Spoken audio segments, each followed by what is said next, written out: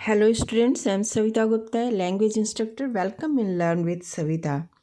आज हम class 10th की इंग्लिश बुक फर्स्ट फ्लाइट की poem how to tell wild animal, जिसे कैरोलिन वेल्स ने लिखा है, इसकी क्वेश्चन आंसर इस वीडियो में कवर करने जा रहे हैं। इसके हिंदी अनुवाद भी दिए गए हैं। Name the different animals found in the jungles of east. पूर्व के जंगलों में यानी पूर्वी जंगलों में जो विभिन्न प्रकार के जानवर मिलते हैं उनके नाम बताइए। The different animals found in the jungles of east are, तो वे अलग अलग प्रकार के जानवर जो पूर्व के जंगलों में पूर्वी जंगलों में पाए जाते हैं वो इस तरह हैं। बंगाल टाइगर है, लेपर्ड है, बेयर है, भालू है, हाइना लकड़बग्घा है, क्रोकोडाइल है, मगरमच्छ है, एंड कैमेलियन गिरगिट। यही सब जानवर उस पूर्वी जंगलों में पाए जाते हैं। What does the poet say about the Asian lion in this poem? इस पोएम में एशियन लॉयन के बारे में बताया गया है, तो कवि एशियन लॉयन के बारे में क्या बताता है? The poet says that the Asian lion is a very aggressive and fierce beast. Aggressive यानी कि आक्रामक, और फियर्स यानी क्या होता है? क्रूर। बीस्ट यानी कि जानवर। तो पोएट कह रहे हैं कि एशियन लॉयन जो होता है वो बहुत ही आक्रामक और क्रूर यानी खतरनाक जानवर होता है। It is brownish yellow in colour. इसका कलर येलोइश ब्राउन कलर का होता है, भूरा पीले रंग का होता है। He is found in the forest of eastern countries of the world. ये विश्व के पूर्वी देशों के जंगलों में पाए जाते हैं। His roar is very loud and terrifying. उसकी रोर यानी गरज, उसकी दहाड़ जो है वो बहुत ही तेज होती है और भयंकर रूप से डरावनी होती है। How can one identify the Asian lion? तो आइडेंटिफाई कैसे कर सकते हैं, एशियन लॉयन को कैसे पहचान सकते हैं? The poet says that it's a large brownish yellow in colour. तो कवि कहता है कि ये जो एशियन लॉयन होता है बहुत भारी भरकम, बहुत ही बड़ा और भूरे पीले रंग के कलर में इसकी खाल होती है। इट रोर्स वेरी लाउडली, बहुत ज़ोर से दहाड़ता है। The sound of its roar is so terrible to hear. सुनने में इसकी दहाड़ इतनी खतरनाक होती है that it can make one almost die due to fear, कि इसकी दहाड़ सुन करके डर के मारे ही लोगों की जान निकल जाए, इतनी खतरनाक दहाड़ होती है इसकी। In this way one can easily identify that it is an Asian lion. तो इस तरह का जीव अगर कहीं दिखता है, उसकी दहाड़ इतनी भयानक है, येलोइश ब्राउन कलर का है, बहुत लंबा चौड़ा डील डॉल में है, तो आप आराम से पहचान सकते हैं कि ये एक एशियन लायन है। How can a Bengal tiger discerned? तो बंगाल टाइगर को आप कैसे पहचान सकते हैं? A Bengal tiger is a wild animal with black stripes on its yellow skin. तो बंगाल टाइगर जो होता है उसकी स्किन येलो है, यानी खाल उसकी पीली है और उसके ऊपर ब्लैक स्ट्रिप्स यानी कि काली काली धारियाँ बनी हैं। He is very aggressive and fierce in his appears. देखने में ही वो बहुत ही डरावना है, क्रूर है और भयंकर रूप से आक्रामक जीव बंगाल टाइगर भी होता है। When can one know that he is before a Bengal tiger? तो कोई कैसे जान सकता है कि वो बंगाल टाइगर के सामने है? The poet says in a humorous way that when one is greeted by a noble wild beast. तो कवि बड़े ही हास्यपूर्ण ढंग से बंगाल टाइगर के पहचान का तरीका बता रहा है कि मान लीजिए कि अगर आप जंगल में जा रहे हैं, है ना। तो ग्रीट करना यानी कि अभिवादन करना, है ना। और कोई नोबल वाइल्ड एनिमल यानी शानदार जंगली जानवर, और अचानक कोई शानदार सा जंगली जानवर ने आकर आपका अभिवादन किया, ये एक बहुत बड़ा व्यंग है यहाँ पर। And then he eats him, और अभिवादन करने के बाद वो जानवर उसको खा जाता है। It's clear that he was before a Bengal tiger at that time. तो ये क्लियर है कि वो व्यक्ति उस समय एक बंगाल टाइगर के सामने था। नहीं, बंगाल टाइगर बड़े शांति से आता है, हमला करता है और खा जाता है। What do you learn about the leopard from this poem? तो आपको इस कविता में तेंदुए के बारे में, लेपर्ड के बारे में क्या जानकारी मिलती है? The poet tells us that a leopard has spots on his body. तो इस कविता से हमें ये पता चलता है कि तेंदुए के पीली खाल के ऊपर गोल गोल काले रंग के धब्बे होते हैं, काली मिर्च, बड़े बड़े काली मिर्च के आकार के। He leaps over him as soon as he sees someone, he leaps over him, है ना। लीप्स ओवर मतलब कि छलांग लगा देता है, at once, and starts eating his prey. Prey यानी क्या होता है? शिकार। स्पेलिंग देखिए PREY है। तो ये जो लेपर्ड होता है, जैसे ही अपने किसी शिकार को देखता है, वो घात लगाकर उस पर झपट पड़ता है और अपने शिकार को खाने लगता है। ही is very terrifying and powerful. ठीक है, ये बहुत ही टेरिफाइंग, भयानक होता है, एंड पावरफुल यानी कि शक्तिशाली होता है। Leopard is very fast and can jump and climb on a tree very easily. तो तेंदुआ बहुत ही तेज होता है, बड़ी आसानी से कूद लगा सकता है और बड़े आराम से पेड़ों के ऊपर भी चढ़ सकता है। How does you identify A chameleon? ठीक है ना, कैमेलियन क्या होता है? गिरगिट होता है। A chameleon resembles like a lizard. Lizard क्या होते हैं? छिपकली, जो घरों में हमारे पाई जाती हैं। तो जो गिरगिट होते हैं वो एक छिपकली की तरह होते हैं, एंड इज स्मॉल, छोटे होते हैं, विंगलेस ईयरलेस क्रिएचर। और इस कैमेलियन के, इस गिरगिट के न कान होते हैं न पंख होते हैं। तो कैमेलियन एक रेप्टाइल है। इनफैक्ट किसी भी रेप्टाइल के कान और पंख नहीं होते हैं। The poet says that when there is nothing visible on the tree. तो कवि कह रहा है कि अगर आप किसी पेड़ को देख रहे हैं और पेड़ के ऊपर अगर आपको कोई भी जीव नहीं दिख रहा है, there is the chameleon invisibly present on the tree. तो ये तय मानिए कि वहाँ पर अदृश्य रूप से गिरगिट मौजूद है, क्योंकि गिरगिट के अंदर एक क्वालिटी होती है कि वो जिस पर्यावरण में, जिस वातावरण में, जिस सराउंडिंग में रहता है, उस सराउंडिंग के अनुसार अपना कलर चेंज कर लेता है। तो अगर वो पेड़ पर है तो पेड़ के खाल के, पेड़ की छाल के अनुसार अपना कलर चेंज करके पेड़ की छाल में घुल मिल जाता है और बिल्कुल भी दिखाई नहीं देता है। What special feature does the poet tell about the chameleon? तो कैमेलियन के खास गुण के बारे में कवि यहाँ पर इस पोएम में क्या कह रहा है? The poet tells us that a chameleon can change its colour according to its surrounding. तो कवि कह रहा है कि गिरगिट अपने परिवेश के अनुसार अपना रंग बदल लेता है। दिस एडेप्टेशन क्या होता है? अनुकूलन। Helps him to save himself from his enemies.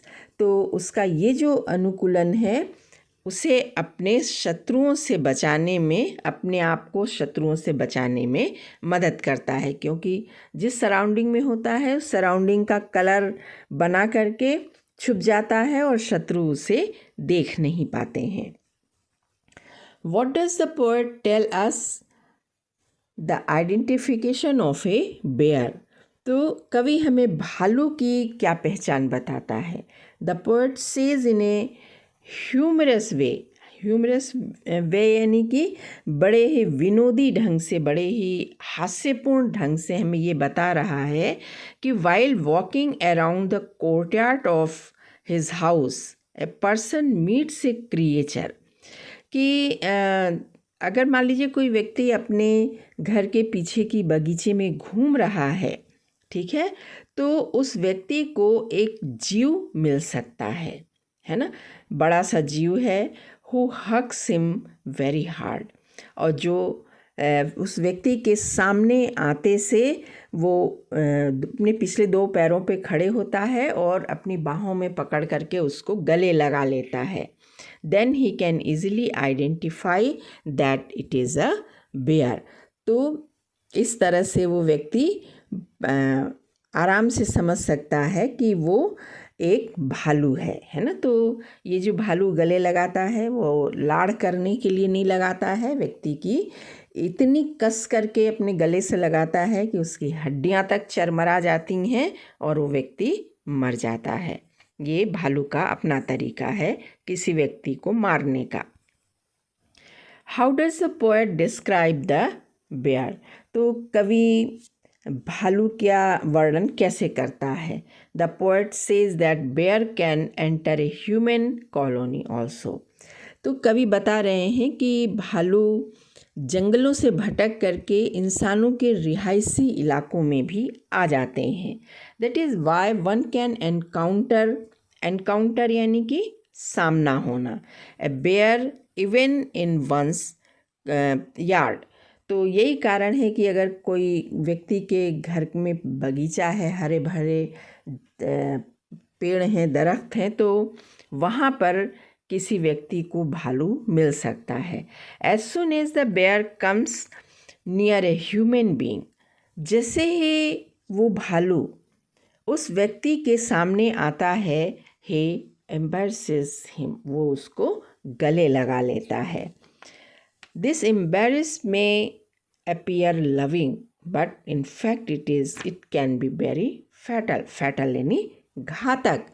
तो कवि कह रहा है कि ये जो आलिंगन है, गले लगाना है, उस व्यक्ति को बहुत प्यारा लगता है, पर वास्तव में ये बहुत ही घातक सिद्ध हो सकता है. He hugs the person very very hard till his death. भालू उस व्यक्ति को अपने गले तब तक लगाए रखता है और इतनी कस के भींचता है कि उसकी हड्डियां तक चरमरा जाती हैं और उस व्यक्ति की मृत्यु हो जाती है. Why does the poet say that a bear's hug may confuse a novice? novice यानी नौसिखिया, जो जानवरों के बारे में ज़्यादा नहीं जानता है. तो कवि ऐसा क्यों कहता है कि भालू का आलिंगन किसी नौसिखिए को कंफ्यूज कर सकता है, भ्रमित कर सकता है. It is a tendency of a bear to kill his victim by embarrassing him. तो अपने शिकार को अपने बाहों में भरकर उसकी हड्डियों को तोड़कर मारने की टेंडेंसी, मारने की प्रवृत्ति जो होती है, ये भालू में होती है. He hugs the victim so tight that he usually dies. वो अपने शिकार को इतनी कस के गले लगाता है कि उसके शिकार की सामान्यतः मौत हो जाती है. But in नेविस doesn't know this, लेकिन एक नौसिखिया ऐसा नहीं जानता है, अगर भालू के बारे में नहीं जानता है. He may misunderstand the bears हग, तो वो भालू के इस तरह से गले लगाने से भ्रमित हो सकता है. He may think that it is a loving embrace which may prove fatal to him. उसे ऐसा लग सकता है कि भालू बड़े प्यार से उसे गले लगा रहा है, लेकिन यह उसके लिए बहुत ही घातक सिद्ध हो सकता है. What does the poet say about the crocodile? कवि मगरमच्छ के बारे में क्या कहता है? The poet describes the crocodile humorously.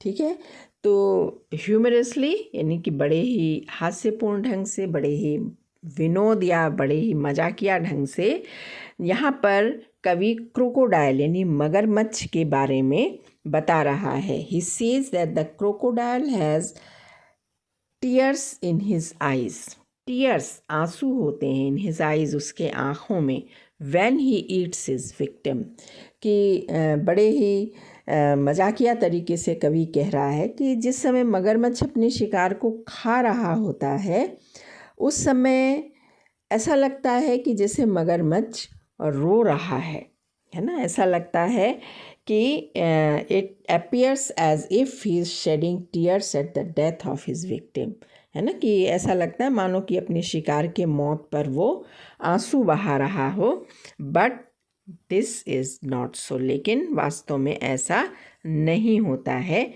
मगरमच्छ का लुक ही ऐसा होता है। What is the famous saying associated with crocodile and what does it mean? तो क्रोकोडाइल यानी मगरमच्छ से जुड़ा हुआ कौन सी प्रसिद्ध कहावत है और इसका क्या मतलब है? The famous saying associated with crocodile is shedding crocodile tears. तो वो जो प्रसिद्ध कहावत मगरमच्छ से जुड़ी हुई है वो है घड़ियाली आंसू बहाना। It actually means the tear or expression of sorrow are insincere, है ना। तो ये इसका अर्थ होता है कि बहने वाले आंसू या जो दुख की अभिव्यक्ति है वो इनसिंसियर है, झूठा है, बनावटी है, and are said to be named from a belief that crocodile wept while devouring its prey, devouring यानी निगलना, खाना, है ना। और ऐसा इसलिए कहा गया है क्योंकि ऐसा प्रतीत होता है कि मगरमच्छ अपने शिकार को खाते समय आंसू बहाता है। What does the poet say about the hyena? कवि लकड़बग्घे के बारे में क्या बताता है? The poet describes the hyena humorously। तो यहाँ हाइना यानी कि लकड़बग्घे के बारे में भी कवि बड़े ही मनोविनोद के साथ बताता है। The hyena seems to be laughing। लकड़बग्घे को अगर देखो तो ऐसा लगता है कि जैसे वो हंस रहा है, उसके लंबे लंबे से दांत बाहर निकले रहते हैं उसके अपर और लोअर जॉ के, तो ऐसा लगता है कि वो हंस रहा है, पर वास्तव में ऐसा नहीं होता है, कोई भी जानवर हंसता नहीं है। But it is not so, है ना। In fact he does not laugh, only its face appears so, है ना। तो कोई भी जानवर हंसता नहीं है, और जबकि लकड़बग्घे के चेहरे का अपीयरेंस ही ऐसा होता है ना, कि अपर एंड लोअर जॉ से लंबे लंबे दांत निकले रहते हैं बिखरे हुए, और देखने में ऐसा लगता है कि मानो वो खीसे निपोर के हंस रहा हो। Which are the most weird characteristics of some of the animals according to you? तो कवि कह रहे हैं कि आपके अनुसार कुछ जानवरों के सबसे अजीब लक्षण क्या हैं? वायर्ड कैरेक्टरिस्टिक्स, है ना। The most weird characteristics are of the hyena and the crocodile. सबसे अजीब लक्षण लकड़बग्घे और मगरमच्छ के हैं। Because the hyena laughs after eating its prey, क्योंकि अपने शिकार को खाने के बाद लकड़बग्घा हंसता हुआ प्रतीत होता है, and A crocodile weeps after eating its pray, और एक मगरमच्छ अपने शिकार को खाने के दौरान रोता हुआ प्रतीत होता है। ये एक वायर्ड कैरेक्टरिस्टिक्स है इन दोनों के। Why are all these animals called the beasts of prey? शिकारी जंगली जानवर। तो इन सभी जानवरों को शिकारी जानवर क्यों कहा जाता है? All these animals kill others in order to get their food। तो जंगल का ये कानून है कि हर जीव दूसरे जीव का भोजन होता है। ये सभी जानवर अपने भोजन को प्राप्त करने के लिए दूसरे जानवरों को मार देते हैं। They do this so that they can survive in the forest. वो ऐसा इसलिए करते हैं ताकि वो जंगल में जीवित रह सकें। How humour is produced in this poem. इस कविता में हास्य का पुट कैसे दिया गया है। The poet talks about wild animals in a very funny manner. तो कवि बड़े ही मज़ेदार तरीके से सभी जंगली जानवरों के बारे में बताता है, ख़ास तौर से उनके पहचान के बारे में। All the dangerous wild animals like lion, leopard, tiger, bear, crocodile, hyenas and chameleon has been portrayed humorously। सभी खतरनाक जंगली जानवर जो हैं जैसे कि शेर, चीता, तेंदुआ, भालू, मगरमच्छ, लकड़बग्घे और गिरगिट, इन सभी को कवि ने बड़े ही हास्यपूर्ण ढंग से इनका चित्रण किया है। The poet describes their dangerous activities in such a manner that they produce laughter। तो कवि जो हैं वो इन सभी जंगली जानवरों की डेंजरस एक्टिविटीज़ है ना, यानी कि खतरनाक गतिविधियों का जो वर्णन है कुछ इस ढंग से किया है, कुछ इस भाषा में किया है कि ये सीधे सीधे हास्य पैदा करते हैं। Does dine rhyme with lion. क्या डाइन लॉयन के साथ लय बना रहा है, तुकबंदी कर रहा है। कैन यू से it in such A way that it does.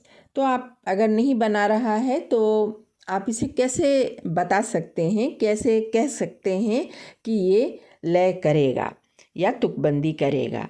Dine doesn't rhyme with lion. अगर देखा जाए तो डाइन की तुकबंदी लॉयन के साथ नहीं हो रही है। If we change the pronunciation of lion a little bit by speaking line, अगर हम LION यानी कि लॉयन को लॉयन न कह के लाइन कहें, then it may rhyme with word dine. तो लाइन जो है डाइन के साथ राइम कर सकता है। Literary device poetic license is used here. तो इस तरह लॉयन का प्रोनाउंसिएशन लाइन करके कवि ने यहाँ एक पोएटिक डिवाइस का यूज़ किया है जिसे कहते हैं, लिटरेरी डिवाइस का यूज़ किया है जिसे कहते हैं पोएटिक लाइसेंस। इस तरह से लाइन जो है वो डाइन के साथ राइम कर जा रहा है। What humorous description do you find in this poem? तो इस कविता में आपको कौन कौन से ऐसी जगह है जहाँ पर हास्य पैदा करने वाला विवरण मिल रहा है। We find some humorous descriptions about the animals in the poem। इस कविता में जानवरों के बारे में कई हास्यपूर्ण विवरण मिल रहे हैं। The poet has created it by the selection of words and his way of expressing it. तो कवि इसे हास्यास्पद अपने शब्दों के चयन और अपने अनोखे ढंग से की गई व्याख्या के माध्यम से बना रहा है। As the Bengal tiger is described noble, क्योंकि बंगाल टाइगर को कवि ने बिल्कुल नोबल बताया है, बहुत ही रॉयल बताया है। द बेयर हग्स, एक भालू है जो बड़े प्यार से लोगों को गले लगाता है। एंड द हाइना स्माइल्स, लकड़बग्घा है, खीसे निपोर कर मुस्कराता है। एंड क्रोकोडाइल वीप्स, और मगरमच्छ जो है वो रोता है। What is the theme of the poem? How to tell wild animal। तो ये जो पोएम है How to tell wild animal, इसकी थीम क्या है? The theme of the poem is to create humor। इस कविता का मुख्य थीम जो है, मुख्य उद्देश्य जो है वो हास्य पैदा करना है, क्योंकि हास्य 100 मर्जों की एक दवा है। The poet creates humor by suggesting the dangerous way of identifying wild animals। तो जंगली जानवरों के पहचान का जिस खतरनाक तरीके का सुझाव कवि देता है वही हास्य पैदा करता है। one can identify most of the beasts while they are attacking them. कितनी ही अजीब बात है कि अधिकतर जानवर जब लोगों पर हमला कर रहे होते हैं तब व्यक्ति उसे पहचान सकता है। यहाँ एक हास्य उत्पन्न होता है कि instead of shouting for help और trying to protect oneself, कि हमले के वक्त मदद के लिए चिल्लाने या अपनी सुरक्षा की कोशिश करने के बजाय one is busy in identifying the attacker, तो बेचारा शिकार जो है अपने शिकारी को पहचानने में लगा हुआ है। दिस आइडिया क्रिएट्स ह्यूमर, और यही विचार हास्य पैदा करता है। Do you think word left and left are spelled correctly? क्या आपको ऐसा लगता है कि लेफ्ट और लेफ्ट इन शब्दों की स्पेलिंग सही है? Why does the poet spell them like this? कवि ने उनकी स्पेलिंग ऐसी क्यों लिखी है? No, the word left and left are not spelled correctly. नहीं, लेफ्ट एंड लेफ्ट इन दो शब्दों की स्पेलिंग सही नहीं है। वास्तव में ऐसा कोई शब्द इंग्लिश लैंग्वेज में है ही नहीं। The poet has spelled them like this to maintain the rhyme rhythm of the line. तो कवि ने इन्हें छोटा करके ऐसा इसलिए लिखा है ताकि कविता के लाइंस में रिदम बना सकें, लय बना सकें, तुकबंदी बना सकें। In this way, the poet has used the literary device poetic license here. तो यहाँ पर ऐसा करके कवि ने जिस लिटरेरी डिवाइस का यूज़ किया है वो है poetic license. How would you write the line a novice might non plus correctly? है ना, non plus यानी हक्का बक्का रह जाना। तो ये जो लाइन है a novice might nonplus को सही ढंग से कैसे लिखा जाना चाहिए? The line should be written correctly as a novice might be nonplussed. तो सही ढंग से इसको इस तरह लिखा जाना चाहिए, है ना। ए नोविस माइट नॉन प्लस की जगह सही जो ऑर्डर ऑफ वर्ड्स है लिखने का वो है a novice might be nonplussed. It was written like this to maintain the rhythm of the line. तो जो order of the words है उसको आगे पीछे करके a novice might be nonplussed की जगह लिखा है a novice might nonplus। ऐसा इसलिए किया गया है ताकि लाइन के साथ रिदम बन सके। By writing like this, non plus rhymes with thus। तो आप देखेंगे दोनों लाइन कि अगर हम ऐसा लिखा जाता है तो नॉन प्लस की राइमिंग 10 के साथ हो रही है। The poet has use the literary device inversion here, और ऐसा करके कवि ने जिस लिटरेरी डिवाइस का यहाँ पर यूज़ किया है वो है inversion. So students, this is all about the question answer of this poem how to tell wild animals। Hope कि आपको अच्छा लगा होगा।